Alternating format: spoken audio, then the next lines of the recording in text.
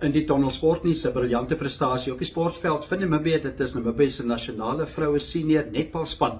Hulle het 'n briljante prestasie behaal. Hulle word eintlik genoem die Detmarine Desert Jewels en hulle wen die netbalbeker en dit is in die Verenigde Arabiese Emirate in Dubai waar die toernooi gespeel is.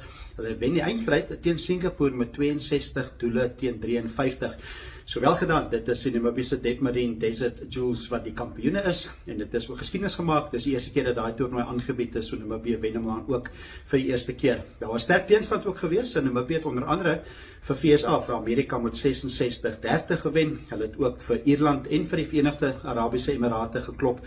En dan ook die sterk span van Kenia het in Namibië gewen met 41-33. En ons by einde is dit Kenia wat moes uitspeel vir 'n plek in die derde, vierde plek en dit is Kenia wat die bronsmedalje wen met 'n wen van 46-37 oor Ierland. So wel gedaan deur Namibië se nasionale vroue senior netbalspan.